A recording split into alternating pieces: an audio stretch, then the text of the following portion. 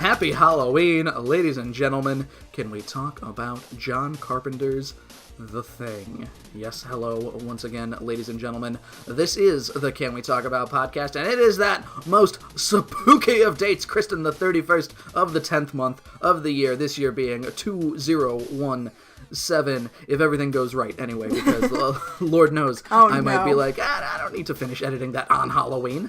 I hope we make it there. Oh, I thought you just meant the world in general, not the podcast being edited. No, I mean, I think the world is a concern as well, but my editing, me being lazy about editing, is also a concern. Awesome. I'm glad I leave it to you. We are a podcast that talks mostly about a pink lady, but this time, Kristen, we're going to talk about a pink goo monster! Yeah! And green. Yeah, it could be a lot of colors, like dog-colored and Norwegian-colored as well, I guess. We are watching the 1982 horror classic today, John Carpenter's The Thing. I think it's fun to be scared. My name is Joe. A creepy dog means fun galore. I'm Kristen. And we are watching The Thing via the tried and true method of DVD! Woo! DVD, Kristen, it's an outdated format. Yeah, like all of a sudden it feels like. Everything passed us by. It's one thing where VHS is moving to DVDs, like I can understand that, because it's like, here's this big plastic box, and you're moving to a disc, but now we moved from a disc to a disc. Mm-hmm. So I also have not bought any movies in years and years, so the change of formats has just kind of passed me by. Yeah, I don't own anything with the capability to play Blu-rays, I don't think. I assume my PlayStation plays Blu-ray. I've never tried putting a movie into it. That was the big joke, Kristen, when the PlayStation 3 came out, when it had no games. It came with a copy of Talladega Nights, The Ballad of Ricky Bobby, so... That's embarrassing. So there were the three mascots of the big three consoles. You got Mario, you got Master Chief, and you got Ricky Bobby. Yeah.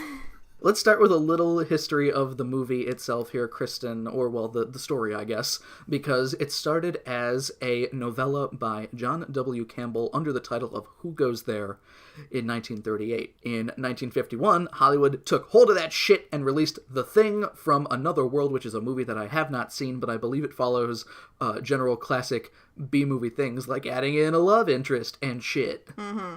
It's The Monsters Are Due on Elm Street. That's what that's called, right? Not Elm Street. Maple Street. Maple Street. Elm Street's the other Halloween thing. So I actually did some Googling of little-known facts about The Thing afterwards, once I had wrapped it up and everything. And one of the things that was written there was like, yeah, this is very much not supposed to be a direct remake of The Thing from Another World, because John Carpenter was like, I really like that movie, so why would I remake something I already really like?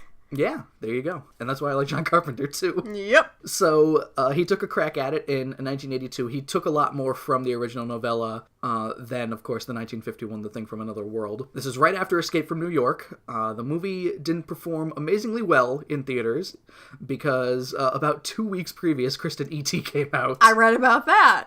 Oops. And as well, on the same date, June 25th, 1982, Kristen, if you read about this, there was another movie that actually came out on that date, and do you know what that movie is? Well, you didn't put it in your notes. Exactly, that's why. Huh, can I have a hint? It recently got a sequel. Blade Runner! Blade Runner, that's Blade right! Runner! Yes, Kristen, it is Blade Runner, which you get that in one guess, One hint, that was it! That's so much better than I expect, even from myself. Which also did not perform well at the theater, if you remember. Yes, I do. We pick a lot of shit movies, huh? Shit movies that turn into cult classics. Yeah, so remind me, because my brain doesn't have any room for dates in it. So this is after Escape from New York, before Adventure in China? Adventure in China. Big Trouble in Little China. Yes, Big Trouble in Little China was 87, I think, around, it's a bit later. Also before the Gem episode Adventure in China. I'm just messing everything up now. This is awesome. And speaking of Escape from New York, Kristen, we have Kurt Russell as our lead in this movie. He plays MacReady, and he is just a dour-ass Jack Burton in this movie. He just doesn't have any one-liners. But maybe that's just Kurt Russell, Kristen. Maybe Jack Burton is just Kurt Russell, like turned up, like, hey, and every other Kurt Russell is, except for maybe Snake Plissken, who's just badass Kurt Russell. No, maybe. I don't know. I don't know. I just enjoy looking at Kurt Russell. It's a shame that he has to wear a winter hood in a lot of these scenes. A parka for 90% of this movie, yeah. We've also got in this movie Kristen Wilford Brimley, who, without his classic mustache, is almost unrecognizable, I'd say. Oh no, I didn't even notice! He is Blair, the crazy doctor guy. As soon as you began describing that he was even in this movie, I was like, well, yes, of course he was that guy. And, of course, I know I mentioned Keith David previously, where he is Childs in this movie. He is the voice of the U.S. Marines commercials, and he's the guy that Roddy Piper fights in They Live.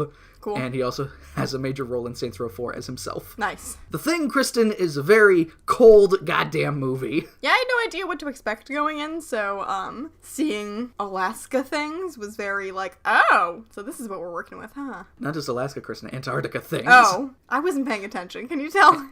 Hashtag just Antarctica things. Even colder. I think it serves as a decent precursor to the season ahead. Usually for Halloween, you'd want to do something, set around. We could have done Halloween by John Carpenter, but I know what happens in that movie broadly. I had no idea what happened in this movie. The coldness is apparent in the movie poster itself, which, Kristen, is honestly one of my favorite movie posters ever. Did you take the time to see the Thing movie poster? No, I didn't. Well, it's a man in a very thick-looking parka with a light flooding out of where the face should be, and it's very striking. It's a very striking image. It was done by Drew Struzan, who is a famous movie poster guy, and I watched a documentary about him probably a year ago at this point, and I believe he had said that he got the gig for the Thing movie poster, and he just did that overnight without even seeing publicity photos or anything. I googled it, and you're right, it is nice. It's a movie poster that I would like to put somewhere in my house. We'll get one. I say we as if we live in the same place. Did we see a movie where there was a Thing movie poster in the background? I know that I've seen a movie. Did that happen in Small Soldiers? I don't know. I'm trying to remember. I feel like I saw a movie, or no, maybe it was in Stranger Things. They had the Thing movie poster. Oh, you know what? That sounds totally possible. Wouldn't be surprised. Wouldn't at all. Kristen, before we get into the movie here, we skipped over our kind of like, what are you watching on Netflix thing this week? Because the Thing is not on Netflix. But have you been watching anything on Netflix this week? No, but I had two very different horror experiences yesterday because I watched this movie for the first time and you warned me in advance, hey Kristen, body horror! It was actually not nearly as bad as I thought it was going to be, so that was good. I feel like you raised my expectations so I didn't get too yucked out there. But I also played Doki Doki Literature Club, which is free. Free on Steam. On Steam and itch.io. But those different horror experiences, I don't want to talk too much about Doki Doki Literature Club because it's a relatively, recent release. But that game for me was kind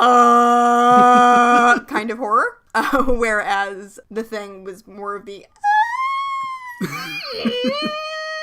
which are two distinct moods. Were they both very tense, I guess? I don't know much about Doki Doki Literature Club. I do know that a lot of people are like, hey, look at this cool anime game. I don't know what else I can say about it without kind of just taking away the whole experience, because it is a very short game. Okay. I beat it within 3 hours, probably. And I didn't do all the routes or anything. I just got to the true ending area. But it was, with The Thing, it was whatever I was looking at, I just didn't like it. And it kept going and kept moving and things kept happening and I just had to kind of wait for it to be over. I feel like maybe the experience of clicking through a visual novel will, things that make you very uncomfortable, where you feel like you need to lean really far away from your laptop because you don't want your face to be too close to the window, is a different kind of horror. I was also just sitting pretty eating sushi while I was watching, The Thing. I keep wanting to say They Live because you wrote it in your notes. Different movie. We'll get there eventually, Different I'm sure. So, Kristen, it's time to get cold. Body horror cold. We could play some of the score here, the score by Ennio Morricone, who is a very famous composer as well, but we could also play Mean Green Mother from Outer Space. That works. When I was watching the opening, and there was the flash into the title, I did think to myself, is the Ghostbusters theme gonna start playing? Mean Green Mother from Outer Space! It's true. Better wait a minute. You better hold the phone. Better mind your manners. Better change your tone. Don't you threaten me, son. You gotta let her go. We're gonna do things my way. Or we won't do things at all.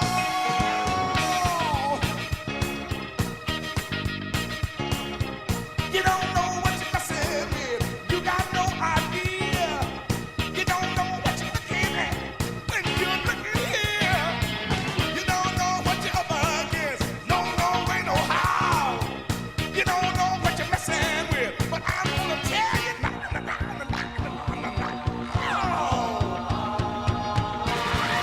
get this straight. I'm just a mean green mother from outer space, and I'm vain. I'm just a mean green mother from outer space, and it looks like you've been had.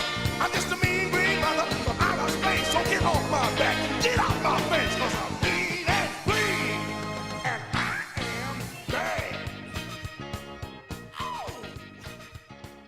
start off here, Kristen, with some Blade Runner-esque white text on a black background here. So are you surprised to hear I was a little bit bored? The first names, we got starring Kurt Russell, music by Ennio Morricone. Like I said, it's a very low-key score in this movie for a very low-key movie. It helps to build tension, which is basically what this movie traffics in. Yes. We don't even get the title yet, really. We just kind of see some stars, and directed by John Carpenter. We've got a flying saucer careening through space here, crash landing in Antarctica, and we get what you were saying, the cool effect of the title kind of like burning through here. Yeah. The Thing, with some heavy lighting behind it, which... Let me tell you, this sequence took so long and there was like so little flashiness going on that I forgot about it pretty much immediately. So when they find the alien ship later, I'm like, oh, it's an alien. That's right. I forgot. Yeah, that thing. But the way that the logo looks also sets the mood for the movie here. Lots of darkness, lots of overpowering sources of light. Yup. Lots of dynamite. So we join Antarctica, already in progress here, Kristen. We've got also another extended sequence at the beginning of this movie where we've got a helicopter flying over some mountains. This is the Norwegian helicopter here, which there's a dude inside. There must be two dudes, because how's he flying this helicopter and shooting at the dog at the same time, right? Yeah, there are two dudes. Okay, so just... one just blows up with the helicopter later. Yeah, it's, whichever one of them throws the grenade, it doesn't matter. One of them runs away, and the other stays and attempts to dig up the grenade from the snow, and that's when he explodes. Oh, dumbass. Yep, very stupid. So, this helicopter is chasing a dog through the snow here, and... this guy, Kristen, this Norwegian guy, is the worst shot on the planet, I'd say? They get really close to this dog and cannot shoot it. Also, based on what we find out about the Norwegians later, I'm not sure why they think a gun is going to do the job that they need done. They don't seem to have, I don't know if they have grenades, so maybe they shoot the dog, blow up the dog with a grenade. I'm not gonna lie, Joe, the dog part of the movie was ruined for me because I saw you tweeting about a dog monster. Oh, damn it. My bad. It's okay. Let me tell you right up here, though, that dog does some of the finest acting in this whole movie. So, I think, Kristen, what might have happened, because we see in also the scene with the fucking, like, the hot wire, the blood test thing later, if the dog gets shot, it's gonna, like, show that it's a thing immediately, and then they can throw a grenade at it, probably. I don't know why they wouldn't just assume that it is and burn it up after what happened at their camp. They had the means to burn it. Maybe just this dog managed to get away. I don't know. It's a credit to this movie that I have very few logistics questions. Way less than I would normally have in a GEM episode. We see a sign for U.S. National Science Station Institute, Science Stations Institute Station 4 here, and the base itself, which is where 99% of this movie takes place. Yes. Inside we have the crew. Wilford Brimley is playing ping pong here. There's, I didn't notice who had the guitar earlier. Maybe it's Palmer. I don't know, because he seems like the kind of guy who would have the guitar, I guess. Get ready for me to not know most of these people's names. Palmer's the jean jacket guy with the patches. Okay. The earlier they die, the less likely it is I remember their name. I wanted to not have their names remembered as well, but I got to the certain point where it was just like, I'm going to need to, instead of just being like, plaid shirt, I got to be like, this guy's Clark. I got to remember that this guy's Clark. I tried to refresh myself too, but Joe, I am so bad with names! Also, this ping pong table here turns into a pool table later, so I don't know if they have like a conversion thing, or... Nice. They've also got a pinball table there. Heat wave. Wishful thinking. And asteroids. Both. Wishful thinking. So, we see Kurt Russell here. He's up in his shack, which I don't know what Kurt Russell's shack is for, really. I guess he just lives apart from the people doing actual science things because he's just the helicopter pilot. I guess here, yeah. He pours himself a little drinky poo here, some nice J&B scotch, which is his drink of choice through most of the movie here. And he's playing some computer chess. The computer with the lady voice is the only female character in this whole movie. The computer with the voice of Adrienne Barbeau. I don't know who that is. John Carpenter's wife, and also an actress. Okay, cool. So, Kurt Russell thinks he's got the Adrienne Barbeau computer beat here, but checkmate. So he opens up the front console thing of it and pours his drink in and calls it a cheating bitch. So right away, I'm like, I love this guy. 3 minutes into this movie, no more female characters. Yep. We join the dog hunt, already in progress here. The dog has made it all the way to the U.S. base, which I think they said, like, the Norwegian base was, what, like 10 miles away or something? I definitely wasn't paying attention to any numbers. Figures involved. Those mean nothing to me. So Kurt Russell gets out of his guard tower looking place here, just being like, what the fuck's going on? What's with that helicopter? Because it starts circling the camp here. And everyone else comes out. There's like 20 people in this base. So I understand where it's just like, fuck, I'm not going to remember all these names. Yep. We got, okay, so Gary's the captain. We got the Dr. Copper. We've got Wilford Brimley, I called him the coroner, I guess. I don't know what else he really does. He's Blair. Wait. I know some too. Okay. Knowles is the cook. Knowles is the cook. Yes, he's got the roller skates on. Childs is a dick. Childs is Keith David, the asshole. Fuke?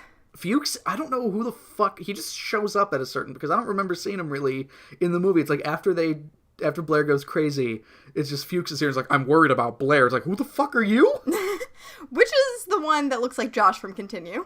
I don't remember that. I don't remember that guy's name, actually. He's the guy who gets shot. He is referred to in my notes mostly as the guy who gets shot. Bennings, I think. Yeah, something like that. Okay. We have Windows, the radio guy. Yes. Palmer, who's also, I think he's also a pilot, because he offers to take Copper to the Norwegian camp in the movie here in a few minutes, but he's also a crazy guy. Yes. And is that it? Oh, Clark, the dog guy. Yes. Okay, we didn't do too bad. That might be it. If there's more, they die fast. I don't remember who as well at this point, because, you know, some guy comes out and Keith David's like, it says Norge on the helicopter. He's like, well, that just means Norwegian, you dumbass. Someone does continually mistake them for Swedish. Kurt Russell continually mistakes them for Swedish. You see, when he's in the parka, it's so hard to tell who he is. The crazy Norwegian bastard starts fucking lobbing grenades, trying to kill this dog here. The helicopter finally lands as the dog runs up to the U.S. base, and Clark here, like, jumps at him, kinda. Which apparently Kristen Clark is afraid of dogs. Clark's actor.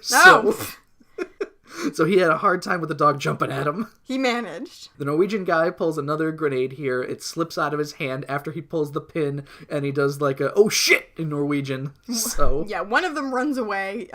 The guy near the helicopter attempts to, like, dig through the snow to get the grenade, but it explodes. So the one that survives does not know how to react to the situation, so he starts trying to shoot the dog, but he shoots Clark in the leg. Not only that, the helicopter blows up because it also had a box of grenades in it. Yes. He sounds panicked as he's firing his gun at the dog here, and yes, he hits Josh from Continue in the leg here. Game over. He does, I can't remember quite, he is speaking like broken Norwegian, just being like, get away from that thing, it's not a dog, it's a thing, get the fuck out of here, you idiots. Well, unfortunately, they all speak English. Kurt Russell goes to check on Josh here, and he's taking it pretty well. He's just like, oh no, I'm good. I just, we find out he only gets like 4 stitches because the bullet grazed him, so.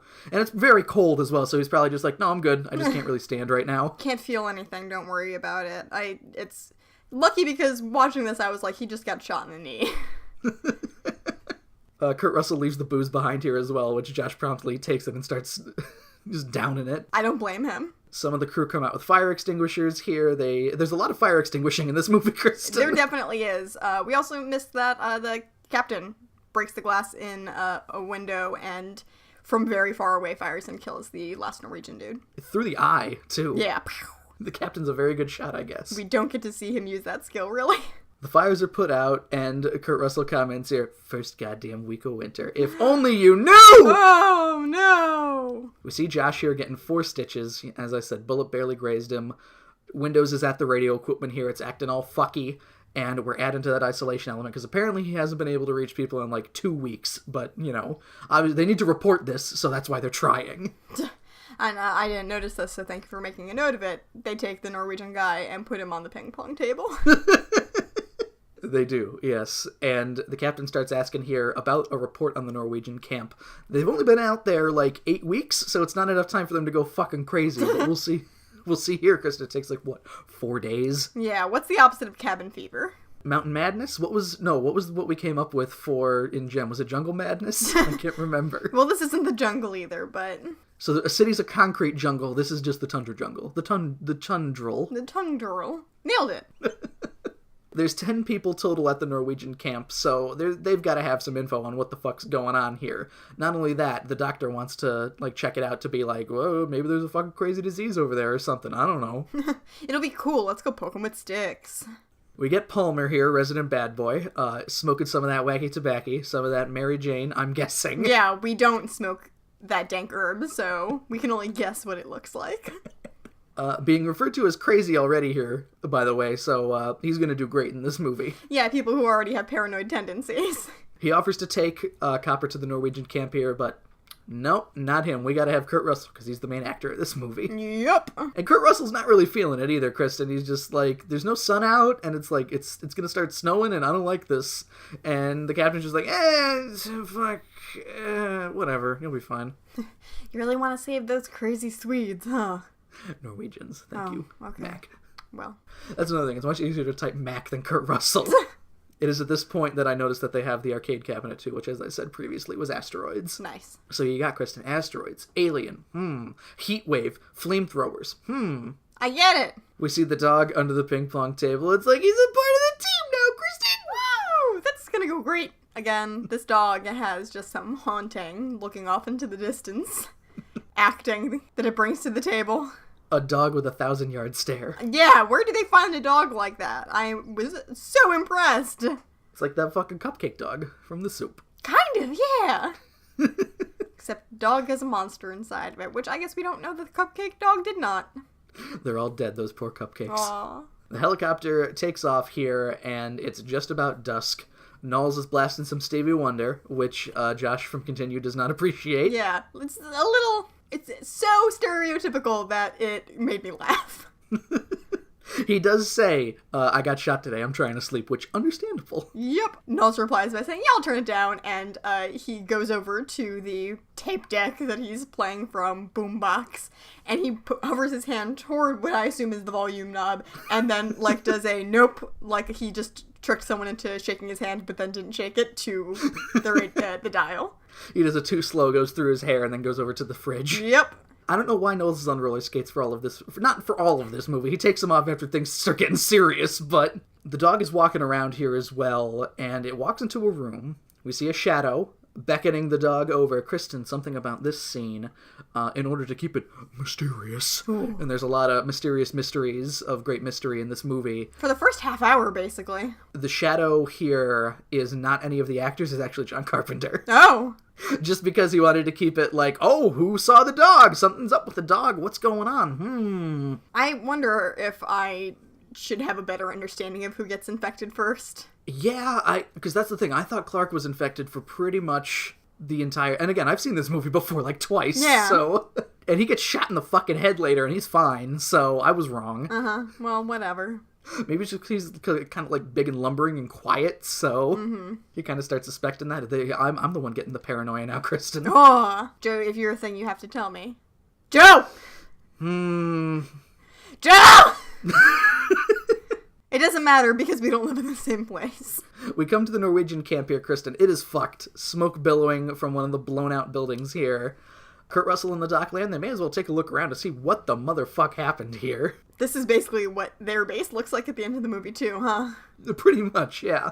Kurt Russell kicks down a door and he's like, hey, Swedish, you there? And again, they're Norwegian. So they look around here. We've got a fire axe in the wall, blood. Things really aren't looking amazing here. Oops. We've got a dude frozen in a chair dead. I thought at first that he took his own life because I'm pretty sure they see that his wrists are slit. Oh, but he's also got a giant gash in his neck. Well, I guess you could do that too, theoretically. We've got frozen blood, and they really only find in this excursion here some notes, a camcorder, and some kind of ice sarcophagus. I could make a joke about Ice 9 and the Zero Escape series again, but you wouldn't get it. Nope, ice sarcophagus. Alice. All ice. The doctor thinks it might have been a fucking fossil or something, but they soon come upon a burned mass of flesh, which, Ew. Things really aren't looking too pretty here. So is this... Man, the nomenclature just slides right in there, doesn't it? Is this thing playing possum? They find that later, Blair finds that there's still cellular activity in even, like, the burned corpses of the things. So it's probably just, like, it's not in any condition to move. Uh-huh. Because it is not looking super. And they don't seriously burn it until later. Yeah, so not only is it a burned mass of flesh, but it's also in the middle of all of this, like, cold. So maybe it's just, like, because it hangs out on the table. You know what? I'm gonna take a cold nap. Till my cells start working again. Yeah, just give me a little bit to warm up. They did say with the whole place exploding and not having power at the end of the movie that the thing would get frozen again, so maybe that guy was in the process of getting frozen again. Yeah, that basically it's gonna wait because it can't survive being frozen. So Kurt and the Doc head back to the base to report their findings here. They brought back the fucking gnarled mass of flesh with them. And the dog's watching out the window. How cute, Kristen. Oh, it's such a cute dog. Fuck. Hey, I gotta give this movie credit for how much dog murder is in it. It's not the kind that feels like it's meant to manipulate my feelings. It's the kind where you're just like, ooh, shit. It's like, well, all those dogs are monsters, so... And, like, pretty much all of them get killed off screen and not in a, like, let's make a dog whine noise happen over and over and over to really hurt everyone's feelings. I mean, Kurt Russell shoots one, so... It's quick, though. It's quick. And it was also in the process of being killed. Yes, Clark also gets to be the audience surrogate going, no! After that happens. Yes, that's how everyone feels. I'm not even a dog person, but I don't like watching dogs get killed in movies. They brought back, yes, the mass of flesh here, and the captain, once they get it on the fucking table in the lab here, once they get it on the ping pong table, Woo! the captain's just like, alright, let's autopsy this bitch. And by let's, I mean you do it. So, there's a lot of shots here. I like in this early part of the movie when, like, nobody knows what the fuck's going on. There's a lot of, like, panning shots of everyone just kind of looking both disgusted and confused at this stuff. It's realistic. It's very realistic. Mm-hmm. Lots of expressions that are just like, what the fuck are we doing here? It's good to get into the minds of these 5,000 characters. We next see Windows sleeping at the radio station here. The captain comes over and wakes him up by turning up the volume on the thing. Very funny visual gag. And we find that, yes, Windows is named Windows here, and there's nobody out there for a million billion miles. Kristen, this movie made in 1982 has a character named Windows and a character named Mac. Predictive. The Norwegian who was shot here is perfectly fine, according to the autopsy, so Gary's a murderer, you murderer. Oops. And the weird flesh mass here is, I mean, it's got a set of normal internal organs, so it's... So you know what problem I kind of have with this? Yes, Kristen. The fact that they cut open the flesh monster in one spot and start taking all the organs out of that one single pocket. I wouldn't call it normal if all your organs shift enough to the side that you can just kind of slop them out no problem. I mean, the two faces thing is what I would be more concerned about than a normal set of organs. That too. It is now the dead of night, and Childs and Palmer are watching Let's Make a Deal! Woo! But they take the VHS of Let's Make a Deal out because he's seen that episode already. Man, what are they doing where they're already, like, if it's the first week of winter, they're already on reruns with their VHSs? Oh my god. Yeah, cabin fever. Palmer then lights up some more of that wacky tobacco and hands it off to Keith David, who is in some very unflattering thermals. Says you. Here we see the ping pong table is now a pool table. They just took the ping pong table part off of it, probably. Or maybe the ping pong table is still being used as an autopsy table, so they had room to bring out the pool table. Pool tables are very heavy, Kristen. Yeah, there's like 500 of them. That's true, and there's many places where you can grab on there, so they probably made it very easy. There you go. There's also a jukebox in this room here, which I did not see previously, and I don't know if I've noticed it afterwards, so I think the jukebox might disappear too. No, that's sad. I put here that we have what sounds like a Fallout song on the radio, but maybe it's just Billie Holiday. Who knows? Josh from Continue here is startled by the dog because him and some others are playing poker, too, away from the pool table. And he tells Clark, who's playing pool, hanging out here, like, go put the fucking dog in the kennel, please.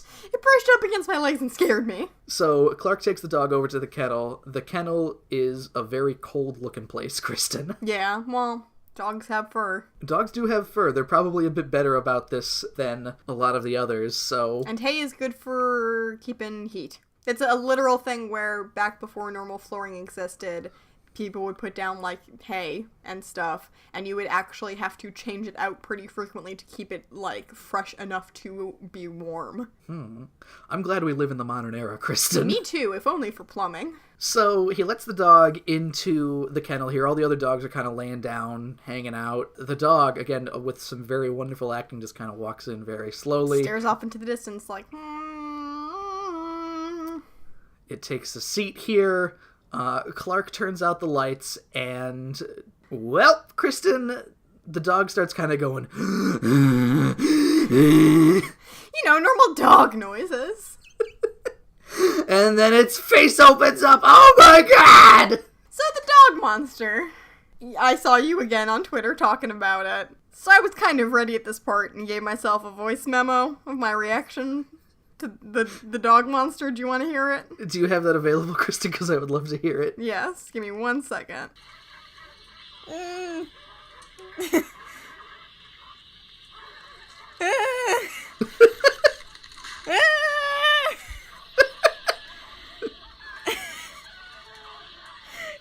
Dog popcorn.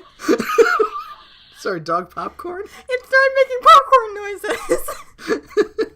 So, Kristen, as the dog popcorn starts happening here, the other dogs start going fucking crazy, as they should. I don't blame them. Did you hear me? I was going crazy. I believe, Kristen, I write the note fucking crazy about 90 times in this movie, anytime when something goes on with the thing monster, because that's really the only way that I could describe it. For a good amount of the movie, whenever monster things start happening, someone or something is going, ah! Until near the end of the movie, when they all just are kind of like, are you goddamn kidding me? So, the dog starts kind of, like, bloating up here. Its face opens like a fucking flower, pretty much, too. Big yuck. Which is, yeah, that's the big yuck. And it starts getting, like, fucking the JoJo AC/DC blood veins coming out of it, pretty much. Yeah, because, like, honestly, the skin dog underneath it isn't very scary. It just kind of looks like a wet greyhound. Kinda, yeah. Yeah, it's the tendril shooting out of it that I definitely have the most problem with. And it starts spraying, like, acid at one of the dogs, too. Ew. Hey, Joe, did I ever tell you about the horrific experience I had while dissecting a fetal pig in high school where my scalpel was not sharp enough? Oh, no. Okay, so did you do the fetal pig dissection? I never did, no. Wow. We went to the same high school. How did that happen? I don't know. Then again, I managed to not dissect a frog, and that confused a lot of people. We jumped straight to fetal pig in my course, but whatever. So my problem is our tools sucked because we went to a public high school. And when I was attempting to, like, cut from underneath to just get a certain part of this pig's organs out, what happened is, okay, so the fetal pigs have their arteries and their veins dyed different colors, so you can see the difference. They're either bright red or bright blue. Mm-hmm. So what happened was I was pulling upward, attempting to cut some of the veins and arteries, but instead I just pulled them straight out of the pig. Like rope. And when this happened, I went, ah! And it's still one of the worst things I've ever seen in my entire life. Wonderful. My lab partner was also someone who was planning on going to medical school and becoming a plastic surgeon, so she was not any fun to do this with. Because she just kept stabbing the eyeballs open because she wanted to see what was inside them. Jesus Christ. It was awesome. So, Clark comes back here to see what all the goddamn fuss is, because obviously these dogs making, like, a lot of noise. He attempts to turn on the lights here. They must be broken at this point. Drama. The thing monsters are in darkness for most of the movie, like most of the times that we see them. Mm-hmm. Which, I guess, I mean, like, the practical effects are very, very good in this movie, and I think the lighting probably helps with that. Yep. It's never good to show your monster too fast. Yeah, exactly. When he opens the kennel up here, some of the dogs go running, and he sees the crazy fucking flesh monster inside, and just kicks the door closed because he's like, oh shit, no. He opens it up, and then he's like, never mind! Kurt Russell is hanging out near the fridge when he hears some commotion, and he uses his Coors beer can to break the glass on the fire alarm to pull the fire alarm here. They arrive where Clark is. Wakey, wakey, dogs and nightmares! Kurt Russell has a gun in hand, and Clark goes, I don't know what the hell is in there, but it's weird and pissed off, whatever it is. Kurt Russell says to go get Keith David, and Josh comes over and he's like, hey, Childs, Mac wants the flamethrower. He wants the what? So Kurt Russell goes in here, Kristen. It's time for action. They all shine their flashlights on Dog Thing here, which looks much more manageable this time, until its fucking intestines start flying out and grabbing the dogs that weren't lucky enough to get out of there, including one that is fucking, like, burned to shit from the acid. Hopefully no dogs were harmed in the making of this movie. So they all start shooting at it here, even the dogs that are clearly fucking dead meat, and here's where Clark's like, dude, no! Well, it's kind of horrifying to watch, but come on, Clark, grow up. At that point, I feel like it's putting the dogs out of their misery. Yeah, pretty much, because, I mean, we learn later it's basically that the thing, it digests you and becomes you, so it's not a fun experience, it sounds like. Nope, as far as we see with people getting digested in media res, in digestion res. I don't know. The dog thing here grows some big monster hands and just kind of starts lifting itself up towards the ceiling. Woo! Which I thought they were going to let it get away here. I was thinking, oh, it's just going out through the roof. Okay, but nope, flamethrower. Childs, shows up with the flamethrower here. Time to burn. There's an eye in this fucking flesh mass Just here. opens up like peekaboo. And then this mound of flesh opens up and a worm monster tendril bursts out. But Childs waits until this exact moment, Kristen, to burn it, which... He wanted to see how this was going to play out. I have a bit of a question, Kristen. So they're doing science team research things. Why do they have flamethrowers? To de-ice things, I assume.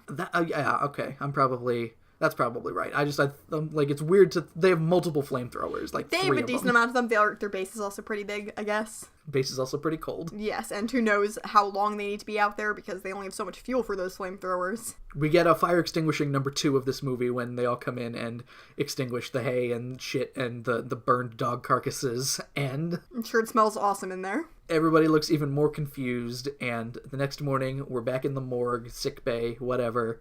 Another day, another autopsy. We cut open the hunk of flesh, Kristen, and even Wilford Brimley is like, okay, I think I've had about enough of this shit. You know what? Doctoring over. It's time for the PowerPoint presentation here, where Wilford Brimley goes here, Kristen, that this is an organism that can imitate life perfectly. It tried to fucking eat one of the dogs, and then pass itself off as that dog, which I don't know why it did, considering it was a dog already. I was gonna say, I don't know why this dog is showing its hand, because you have a bunch of dogs locked up, all of those dogs get eaten, suddenly there's one dog and a lot of blood. What the fuck do you think happened? That's my kind of problem, too. I don't know why the thing maybe it felt threatened by all the dogs, so it needed to do something. Well, we have long established on this podcast that dogs can smell evil. So maybe it was a kill or be killed sort of situation. Very true. We're back at the kennel here. The coroner is getting some blood samples from one of the remaining dogs, and he asks Clark here, he's like, so, that dog, it didn't go into the kennel until late last night, right? And it's just kind of like, yeah. So it's kind of wandering around the base all day? Just like hanging out? And Clark's like, yeah? Was it acting weird? Weird how? Like it wasn't doing backflips How or long anything. were you alone with the dog, Clark? So Clark gives Wilford Brimley here, the fuck you looking at me like that for? Nothing. Yeah, it's probably nothing. Maybe that's why I thought Clark was a thing, because Wilford Brimley is fucking convinced from this moment onward that Clark is a thing. It seems fairly likely, but the movie does a better job than modern movies would with not showing its hand as to who is infected. Right.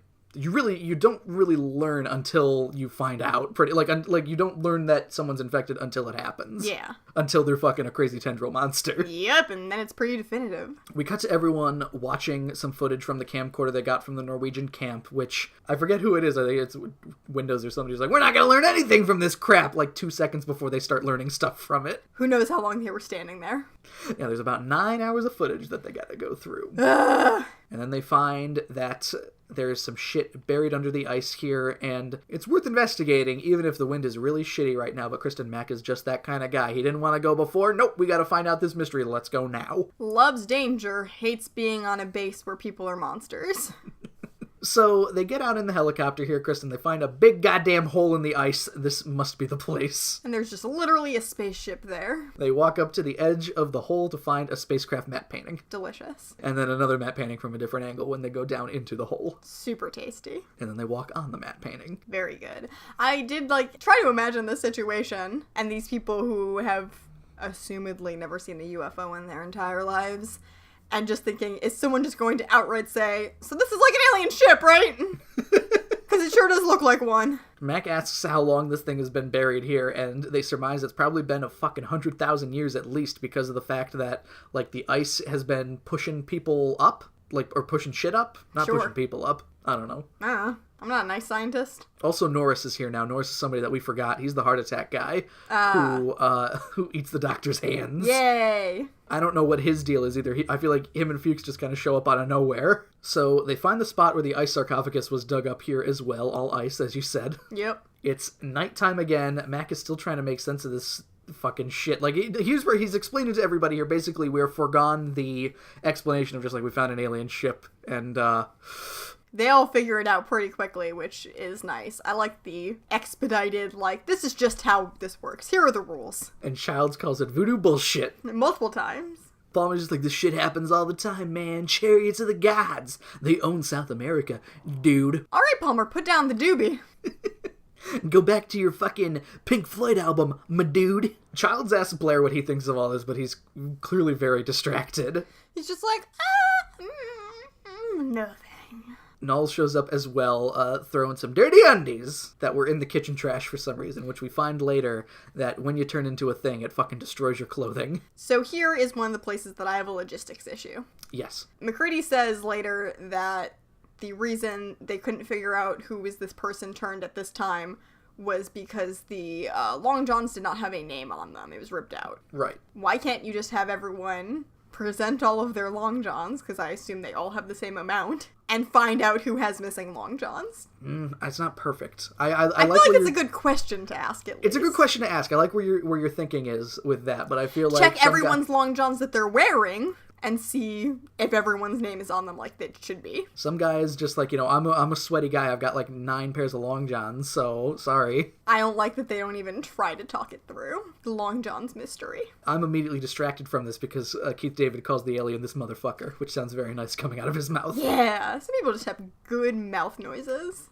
Good, they got good voices for motherfucks. Yes, they sure do. Josh is concerned why it looked like a dog, too, and they defer to Blair, and Blair's looking at a photograph of the Norwegian dudes, and he's just kind of like, huh? What? So we fade to Mountain Madness already in progress. A computer simulation showing here, this sequence that takes about a minute and a half of an old computer showing what the thing cells do here. Boop, boop, boop. It's the enhanced scene from Blade Runner all over again. But way lower quality. So, this little MS Paint display shows that... It runs some algorithms. It runs some algorithms here, yes, showing that the possibility that somebody in this base is infected by a thing is 75%. Ouch. And not only that, but if the thing gets back to, like, normal human society, the entire world is fucked within 27,000 hours, which, Kristen, is a little over 3 years. So, the doctor is like, well, fuck.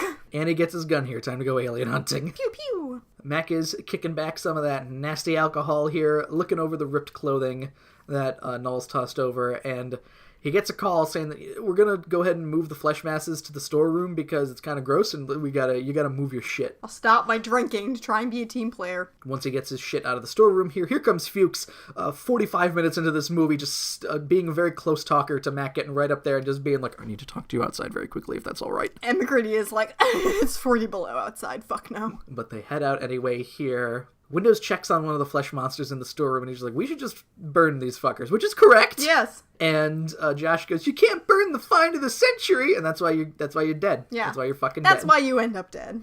So he puts the shroud back over here, Windows does, and starts walking away. It starts moving, Kristen! A drop of thing starts kind of coming out of there. Windows heads out to get the keys to lock up, and poor Josh, he's getting thinged.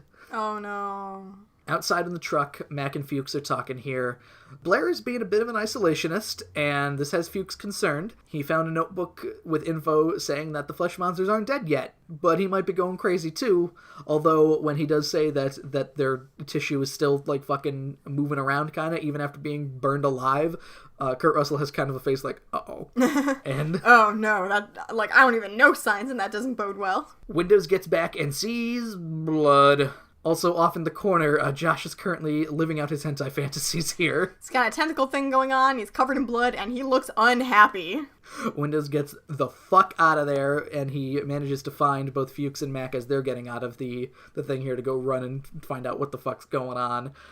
They get back to the storeroom here. Bennings is his name, yes. But Josh from continues. Yes. So he broke through the window here, and they see him outside running. They quickly surround him, but try not to get too close. One of them fucking trips in the snow, too. Nice. So they all start, they light some flares. There's a lot of flare lighting in this movie as well. And Bennings has some flesh monster hands, and he starts roaring. Yeah, that was pretty yuck, huh? It's the longest fingernails in the fucking world, and some bones out of place. Mac knocks over a barrel with some gasoline presumably dripping out of it here, and he tosses the flare to light Bennings up, and then he grabs the flamethrower for good measure. Let's should just turn this to ash, shall we? They need to burn these entire goddamn remains completely here, Kristen. Burn everything. They have, they make a little pit, basically, that they fill with gasoline, and the remains of Bennings and the two other flesh things here, they gotta fucking, no trace. Can't leave anything behind. So get all this yuck out of here. I don't want to see any more of it. Get some Clorox wipes. Wipe it all up. So everyone's gathered here, and Mac notes, wait a minute, this isn't everybody. Where's Blair? Uh-oh. Everybody heads back inside except for Mac, and then he sees a figure running off, brandishing an axe. It came from the helicopter, to which Mac goes to check that, and the helicopter is all completely destroyed.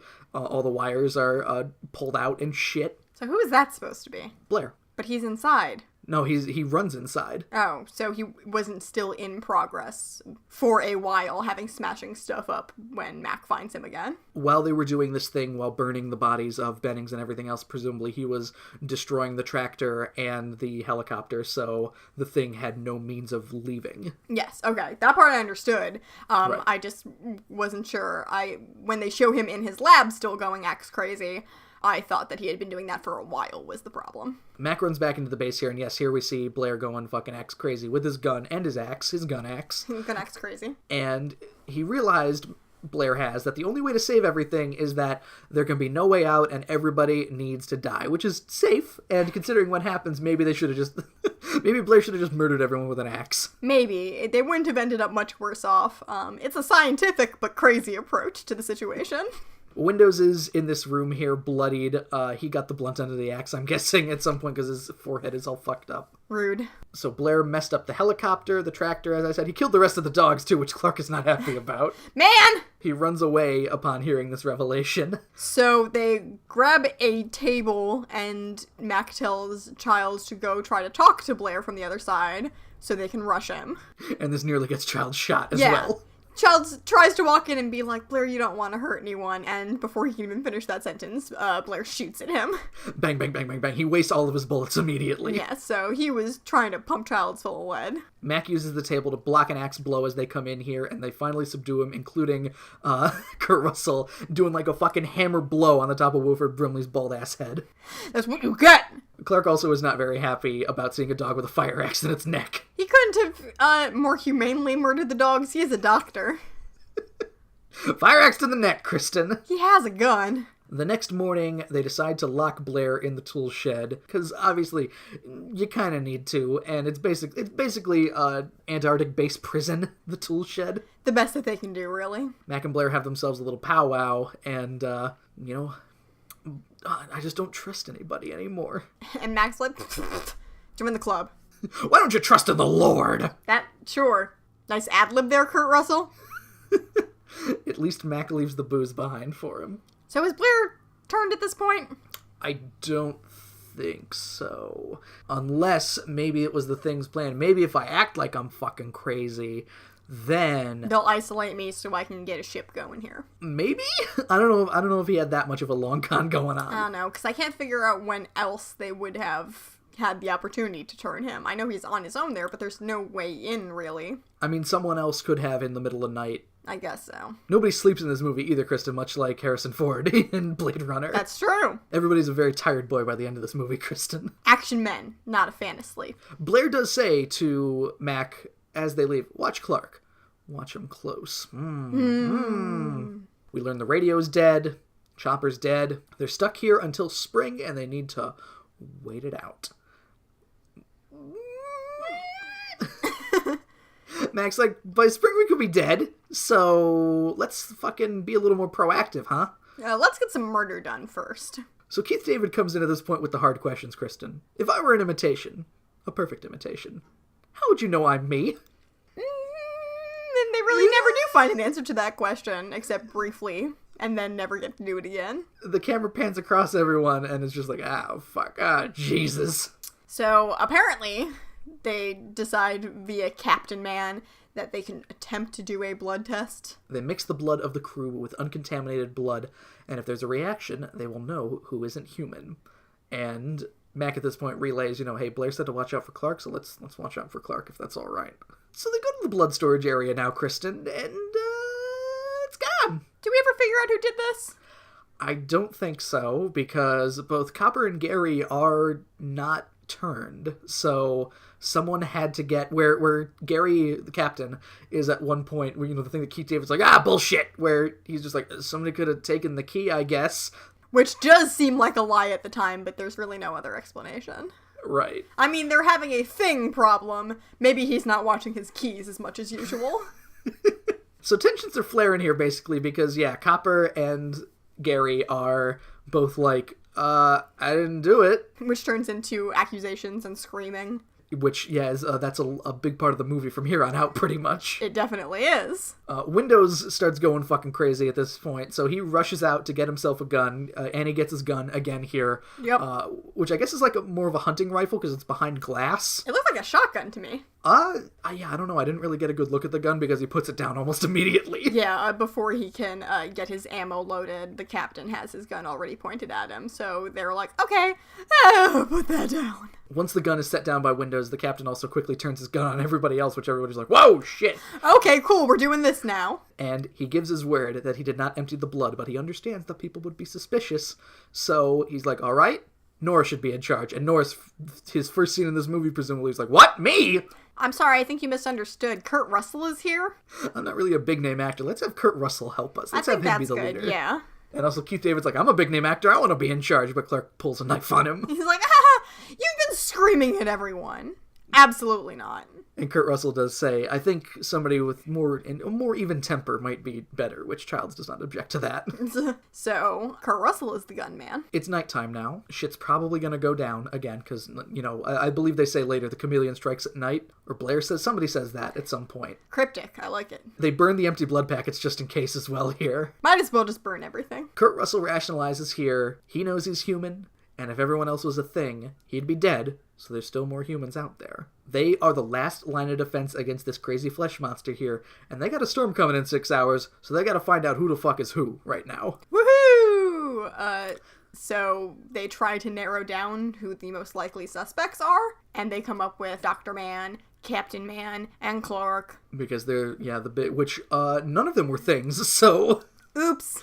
Wow. 0 for 0. Tie him up and drug him for now. Keith David's on flamethrower duty in the background as well as they're getting tied up. So, Kurt Russell is drinking and talking into a tape recorder 2 days after the storm has started hitting. I believe that Kurt Russell also asked Fuchs to just be like, can you come up with a method to, find out if people are things? And Kurt Russell finds out on his own, so fat lot of good, Fuchs, you asshole. He dies. He does die. Mm-hmm. So, Mac is given his little speech into the tape recorder, his captain's log, and he's going to hide the tape afterwards just so there's some kind of, nobody's ever going to find it, but fuck it, whatever. And this is where he starts hypothesizing about how when the thing takes you over, it leaves your clothes behind. And also that the shredded long johns have a missing name tag on them, where at this point, this is where they can start being like, can we get everybody's long johns in here just in case? But present your long johns! Literally the ones that you're wearing, do they have a name tag on them? Nobody trusts anyone, and they're all very tired, but he goes back and records over that part because he doesn't want to make it seem that bleak, I guess? We'll do our best. Bye-bye! So he signs off here, Outpost 31, which Kristen at the beginning of the movie assigns at Outpost 4, so...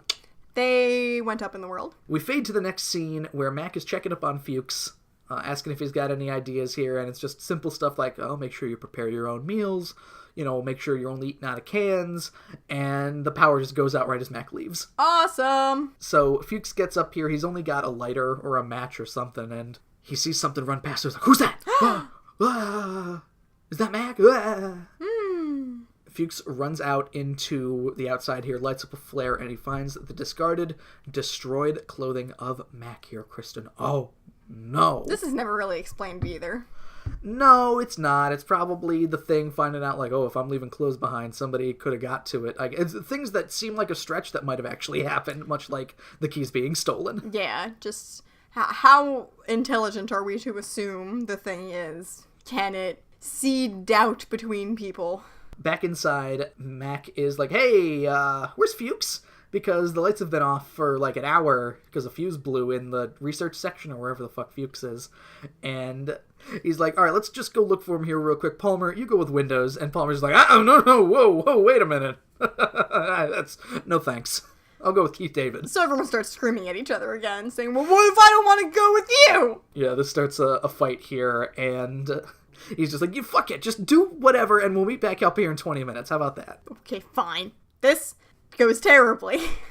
So, Matt goes to check on Blair here. He's like, hey, you see Fuchs at all? Because, he's not really around, and, Let's talk about Fuchs and not the noose that you fashioned yourself here. Is it safe to believe, possibly, Kristen, that this point Blair might be turned within the 48 hours when we kind of skipped over here? Maybe Blair got turned, and he's the one who both left and turned on the lights in Mac's cabin and ripped up his shit, maybe? That makes a little bit more sense. I also was expecting, but it did not show this, that because it was positioned kind of right over the floorboards that get pulled up later, that the noose was actually just a thing to help someone get down into that pit easily. That might be the reason, actually. So, because it's just hanging out there, or maybe before he turned, Blair was going to kill himself, but then after he turned, he was just like, I'm just going to leave this up, it's a nice decoration. And Blair's just like, can I come back? I don't really want to eat beans out of a can anymore. I learned my lesson, I'm not going to hurt anyone. And Mac does the thing where he just kind of slowly closes the door and doesn't really say anything. Bye! So the group finds a body burned to a crisp in the snow here. It's Fuchs. Not only that, but Mac's shack has the lights on, and they were definitely off when he left. So here's another question. Yes. Did Fuchs burn himself? Probably. Because he's clearly human. Yeah. So I think rather than... Now, self-immolation... Sucks? Probably better than being turned into a thing. Well, they both certainly do seem like they would suck a lot. We have been shown already that being thinged really hurts, it seems like. So maybe just lighten yourself up, not so bad. Also, Fuchs may have been the one as well to go all the way up to Mac's cabin. Maybe. Who knows? Because I think at this point the only person who is also turned is Palmer? Maybe. Anyway, we fade out here. Childs is looking out the window trying to see where Mac and Knowles are going to be coming back because they headed over to Mac's cabin to check things out, and they sent Keith David back in to, be like, hey, just, let everybody know that we found Fuchs and he fucking burned himself alive. It sucked. So they've been out there for about 45 minutes, and Childs is just like, all right, let's fucking start boarding shit up because if they're out there, that's it. We're done. 45 minutes is way more than 20. Norris doesn't look too good either, Kristen. Oh yeah, Norris is also a thing at this point. I don't know when the fuck that happened either. Right. That could have been at any time. He's having, burpees. Kristen, burpees are an exercise? You sound so certain, Joe. Tell me more.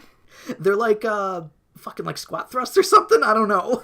Well, what I am saying is that he is burping, but I said it cutely. Yes, he's got some heart attack problems going on, is what I referred to it as. Yes. That narrative device of overweight man having some problems. It could just be the stress, Kristen. And then it turns out, that, oh no, what's the name of the guy from Face Off? Castor Troy? Castor Troy is actually John Travolta in his body, and then he kills you. By opening up his stomach to eat your arms. Yeah, I remember that happening in Face Off. Norris is struggling here. He takes off the flamethrower. It was a struggle for him to take off the flamethrower when they went to go board everything up, but now he's clearly in pain, and he's the one who notices someone coming back through the snow before he starts boarding up his door. Null stumbles in here. He left Mac behind because he found the same ripped clothing that was found previously here. So he cut Mac loose, which I guess is the thing where, they had rope lines and shit. Yeah. And kind of going through the snow is not very easy in this storm. Which, I thought that Mac's shack wasn't that far away. So maybe this plan wasn't the best conceived one. Knowles thinks that Mac got turned, but Childs is not really convinced, even though he's gonna fucking... He changes his mind pretty quickly, yeah. This leads to another blow-up with Palmer and Windows here, and the handle of the door starts turning. Everyone is put on guard, and I forget who's just like, we should open it up. And Child's like, fuck that. Fucking nobody could have came back in that weather. Which, yeah, again, very quick that he's just like, nah, I'm not gonna. No, you fucking whatever. One of them is also like, no, open the door and let's just burn him. No, Palmer's pretty right, I think, actually. The right move in this situation, if he is a thing, is to open it up, and burn him. And Somebody goes, what if we're wrong? And Keith David's just like, well, then we're wrong. And he's fucking burned to death. Don't worry about it. But the window gets broken in the supply room because What's-His-Nuts didn't finish boarding it up. And Kurt Russell ends up locking the door from the inside, I guess, as well. To which Keith David does his best The Shining impression, grabs a fire axe and starts going Knock, through the door.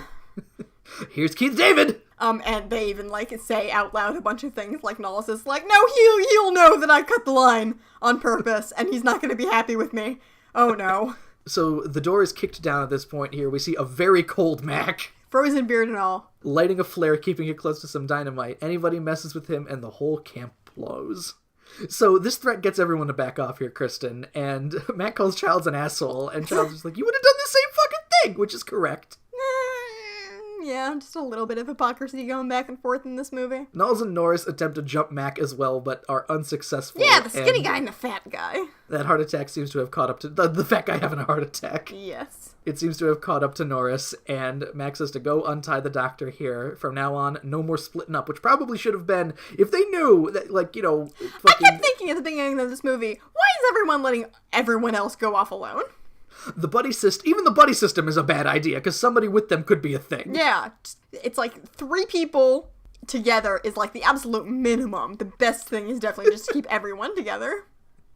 So next scene, we are in the coronary area, here. Sure. And Norris is up on the ping pong table, and the doctor is attempting to revive him because Knowles stated in the previous scene that he stopped breathing, so... Knowles is also eyeing the doctor's tools in this scene because Mac is holed up in a corner wearing a flamethrower with dynamite in his hands, just being like, any one of you could be a thing. You're all fucking getting blown up. He does a really good bounce back from his mountain madness. Yes, he does. And Mac does say he may as well kill Knowles on principle as well. Everybody's just kind of staring at Mac while this is happening here. The doctor gets the defibrillators, which the first one doesn't really do anything, so he goes clear again, and this time he goes to push the pads down onto Norris, but his stomach opens up to reveal a stomach mouth, and it chomps down on the doctor's arms up to about the elbow. Now this is like some Junji Ito shit. The only thing this movie is missing to get into some real Junji Ito shit is for someone to have had sex with a thing.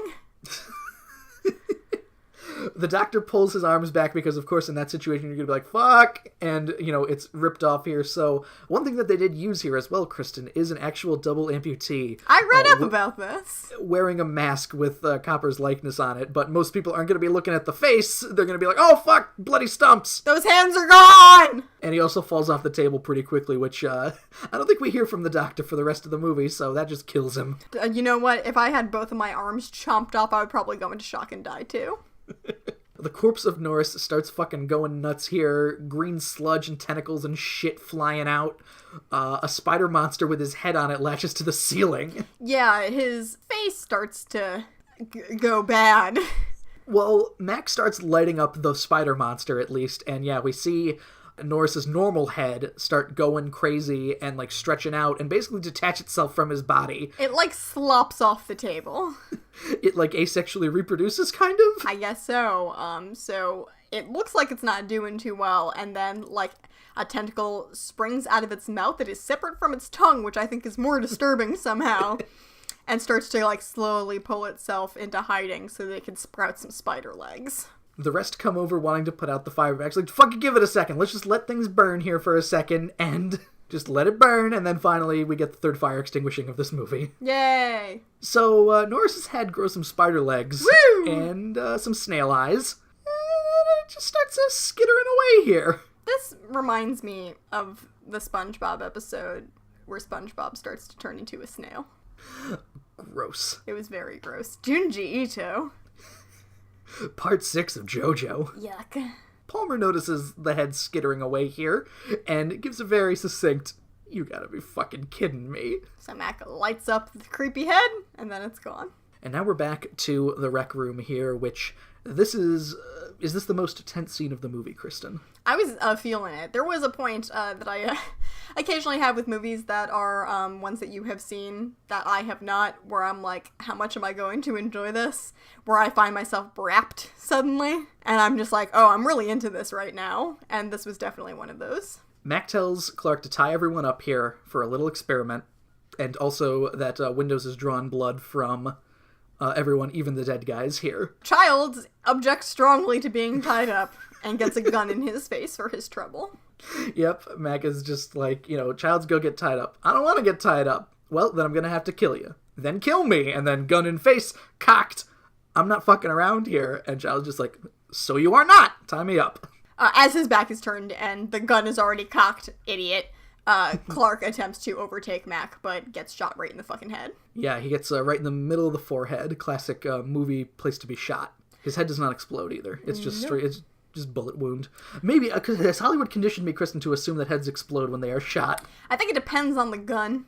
I think that's a big part of it. Yeah, that's probably true. This little snub-nosed pistol probably is. Because if the bullet's not going, if there's not an exit wound, then there's no exploding, as far as I understand.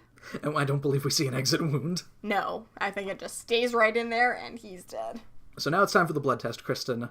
After torching Norris, he realized that every cell of a thing is like its own animal, basically. It's got its own survival instinct. So when a man bleeds, it's just tissue. But when a thing bleeds, it's going to be like, no! So we've got some petri dishes here with everybody's blood. This is a very tense scene here. I know he's trying to teach him a lesson, but I feel like because he's so volatile, it could be a good idea to test Childs first. I don't know why they wait for to do the captain last too, but whatever. Whatever. Also, I don't know why Mac doesn't do himself first. That too. But I don't know. But yeah, he's got the petri dishes of blood here. He tests Windows first, I believe, and he heats up a piece of copper wire and basically touches it to the blood, and we find that Windows is all good, so he tells him, go put on a flamethrower, please, Windows. And he's like, can do! Not like I'll be able to use it! It's fine. Mac tests his own blood, no reaction. Child's just like, this is bullshit, fuck off with this. There was a point during this scene where I started to wonder if this test didn't work at all. Yeah. They definitely let it go on long enough that you can even see in Kurt Russell's face that he's like, I was pretty certain of this to start with. I mean, we find that he tests the doctor, who was safe, and Clark was safe too, which Childs points out, like, oh, so Clark was human, which means you're a murderer. He tried to bonk him on the head. The captain starts to think that this test is bullshit too, and I guess they kind of get distracted at this point, because Mac is just doing shit like, we'll test you last, you're so sure, whatever, and then just as he's, like, talking to the captain, he tests Palmer's blood, which does react, and he's just like, oh shit, and we get like a jump scare, pretty much. It jumps and starts going back into Palmer's body, so they want to burn him. He is tied to the captain and Childs, which is bad. Yeah, not only that, but Mac's flamethrower is just kind of like not working very well at this point either. Now, I don't know why. Windows spends about, I'm going to say, 1 minute and 30 seconds not torching Palmer here. He doesn't have good flamethrower instincts. He waits until Mac is like, go, do it! I clearly don't have this under control, please help. But we've got Palmer here. He's turning into a weird flesh monster. His face starts like expanding, his eyes like fucking exploding out and shit. It's pretty gross. Sort of yucky. The captain and Childs are trying to get away as well because they're like, fuck, oh my god! No! But they didn't think to also, tie everybody to different pieces of the room, I guess. I guess so. And maybe, to some degree, McCready thought all of them were things. Or most of them, at least. I'll have to torch all 3 of them here, yeah. Might as well have them all packed up together. Palmer manages to break out of the ropes here and jumps up to the ceiling, and is at this point that he's like, Windows, torch him, and Windows is like, okay! And then Palmer lands in front of him and starts, eating Windows' head! Yeah, he just picks him up and swings him around, and man, those very strong neck muscles on Windows because he is stiff as a board. Palmer's head also opens up here, much like, kind of like a flower, like the dog monster chomp, here. chomp. To get chomped, yeah. One thing I did notice, well, not that I did notice, I did read about this. I'm not that perceptive. One thing about the characters in this scene here, something that gives away a little bit of somebody isn't what they seem. All of the characters are shot with, you could see all of their face. Whereas when you see a shot of Palmer in this scene, his eyes are in shadow. So that is how you tell that he is a thing. Hey, there weren't any scenes in this movie of someone right up in the camera making a sinister face into it, so that's all I really needed. So Windows gets swung around a bit here, and finally gets kind of thrown out of the way. Mac gets enough of his flamethrower going to light Palmer up here, and Palmer crashes through the door. Like a big fucking on-fire Frankenstein, just like... Bleh! I really do appreciate that every time they torch up a thing, it goes, oh, for a while. I feel like harmonizing with it. And then Mac throws I said a flare or a grenade. I think it was a piece of dynamite, actually. Fuck you! And blows him up. Whatever. Windows starts turning as well here, and Mac burns him up. Down 3 people now. Like 4 in the last few minutes. Yeah, it's not good. It's not going great. We're back to the blood test here. I like the way that this happens where Kurt Russell is alone. He tests Knowles. Knowles is safe. Knowles is standing next to Kurt Russell as they test Childs. Uh-huh. Childs is safe, and Childs is like, well, all right, untie me. Motherfucking untie me! What are you waiting for? So they do the captain last, and he's safe too, and he starts to say, you know what? I understand we're all under a lot of pressure right now, but I would definitely appreciate not spending the rest of this winter tied to a fucking couch! So we fade to black, because why not? The next scene has Childs watching out the windows again here. Mac informs him that they're going to go give the test to Blair here, because he's the only one, so he's the only one that could still be a thing, right? Yeah, yeah. Uh-huh. Yeah, that makes sense. Gotcha. So...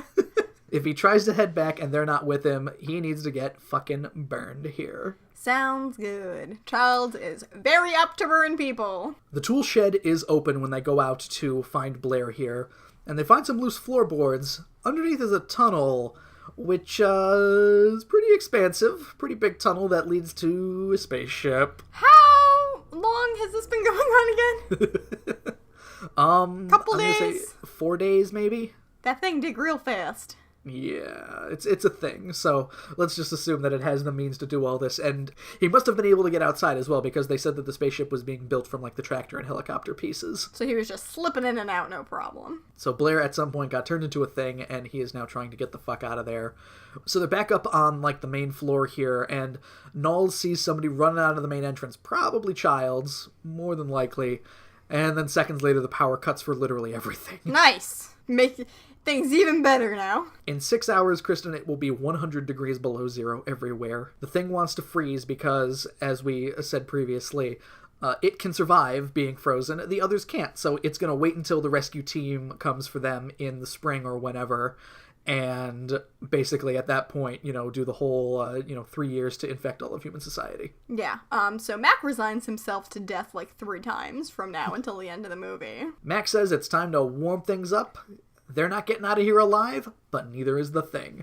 So the first thing that they do is light some dynamite, roll it down through the cavern, which blows up the tool shed along with all the ice cavern shit, I'm guessing. Mm-hmm. We've got somebody driving a tractor through a wall. They take a fire axe to the gas. Basically, they're blowing up shit everywhere. There's dynamite, Molotov cocktails. They're doing to their base what the Norwegians presumably did to their base. They're like, fuck it. If there is any amount of thing anywhere here, it is getting set on fire. They even head down to the generator room here, which looks pretty frozen over, unless that's by design. I mean, we haven't seen the generator room previously, so who knows? There's a good exchange here where the captain walks over and he goes, well, the generator is gone. And Mac is like, okay, so can we fix it? And the captain goes, no, you misunderstood me. It's gone.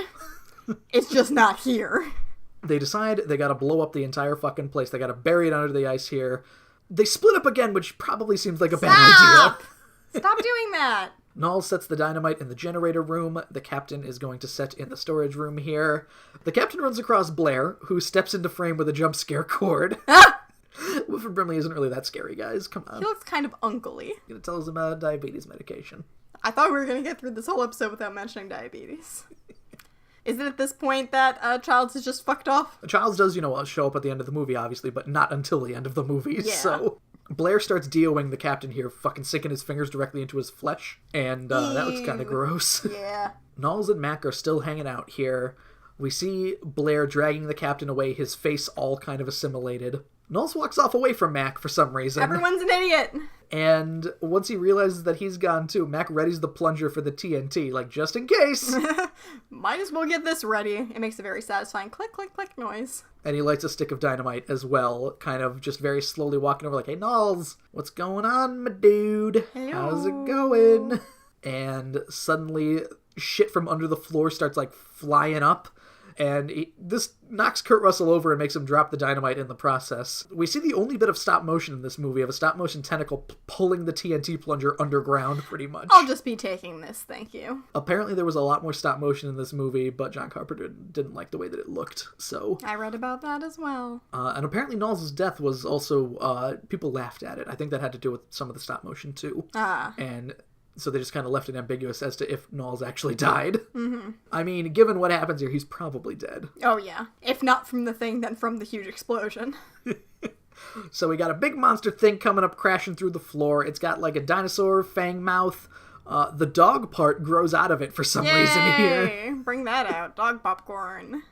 Mac grabs his dynamite and goes, well, fuck you too, and tosses it, blowing up everything in a fucking spectacular explosion. I enjoyed that. Mac stands among the wreckage, takes a seat here, and he's just like, alright, well, I'm gonna, just kind of drink some J&B. Until I die. Freeze to death, do some of that. Child shows up and he's like, so hey, you're the only one that survived, right? And he's like, yeah, sure looks like it. Mac goes, I'm not the only one that survived. Where the hell have you been anyway? I thought I saw Blair. So I tried to follow him, and then I got lost. It's a bad excuse. Child sits down too. He notes that the fire is helping to keep the temperature up here, but it definitely won't last. How are we gonna survive? Maybe we shouldn't. And Max says that if either of them had any surprises for one another, they're not really in much shape to do anything about it, nope. So...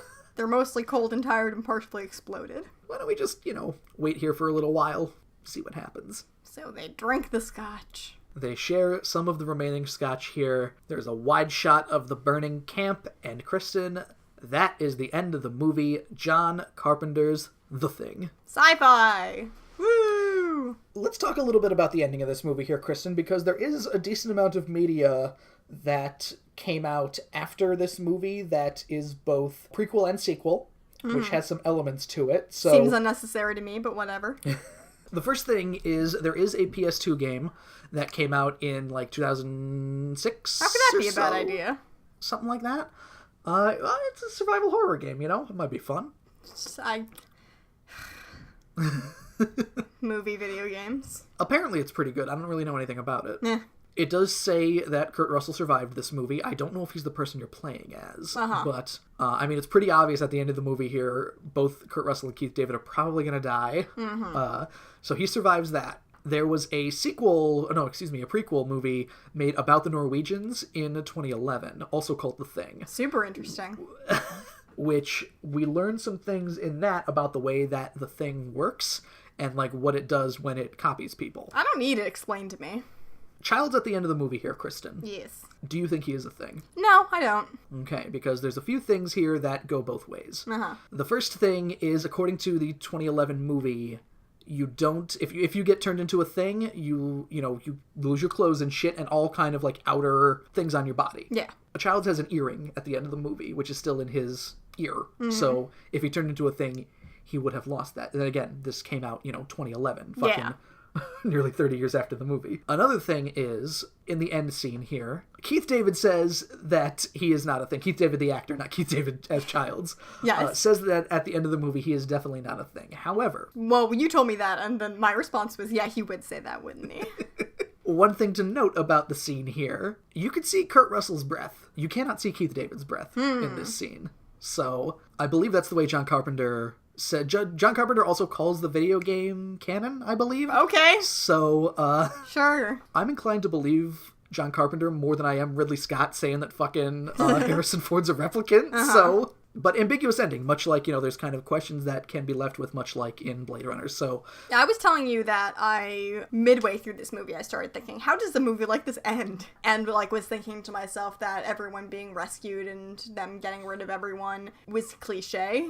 Because one of the things that I read in my research afterwards is that John Carpenter was worried that the ambiguous ending would be too bleak for some people. So they did film a section where Kurt Russell is in the hospital getting a blood test and it confirms that he's still human. And that's the end of the movie. But yeah, that was that was one of those endings that was made to please executives to just have just in case. Yeah, so they tested the movie and the normal ending tested fine. So they were like, okay, we're good, don't worry. I was also thinking would they do a Don't Feed the Plants kind of ending? of the thing taking over the world. That would be pretty interesting too. Maybe. It could give, much like how we had, what was it that we had theories about? Like, you could make a sequel that's like a future under Audrey 2 rule or something like that, you know? Yeah. Like a future, like, you know, people trying to get away from the thing, pretty much. A rebellion. The real dystopian future. But, no, I think the thing was a very good movie, and this being your first time watching it, Kristen, what did you think of it? Yeah, I enjoyed it. It's rare that and we've talked about this before, kind of get my attention kept by action movies. Anything without a visually, like, interesting environment, I kind of have a hard time with. So when I saw the whole Antarctica thing, or Alaska if you're me from an hour and a half ago, I was a little bit worried that I wouldn't find it very captivating, I guess. Again, I had a hard time telling some people apart because of their parkas. It's like, do you have a beard or don't you? Help me out here. But yeah, I like Kurt Russell. I ended up deleting it, but I did also, during the movie, just take a voice memo of me talking about how I think he's handsome, and I didn't have anything to say about the creepy parts of the movie, just that I think Kurt Russell's handsome. So we're 2 for 2 on Kurt Russell, which means that, not that we're going to go looking for bad Kurt Russell movies, but it's safe to say, you know, if he's in a movie, probably pretty good. Yeah, he's done well by us so far. Now is the point in the evening where I'll list off all of the fun contact things where you could find us. You could follow us on the Twitter machine at CWTA You could follow me at Octopus. That's AWKTAPUS. You can follow me at FunnyGirlTM, like trademark. You could find us on the iTunes, on the SoundCloud, on the Stitcher Radio, on the YouTube, maybe on Twitch eventually, but leave a rating, give a review, do whatever you feel like. You can also drop us a line, cwtapod@gmail.com, where you can tell us all about your thin blood test results and skittery spider monsters you've torched with a flamethrower. Like everyone does during this upcoming holiday season. Next week, Kristen, it is the end of Gem. The end of an era. No, it's not. The end of a Gemra. No. Nah.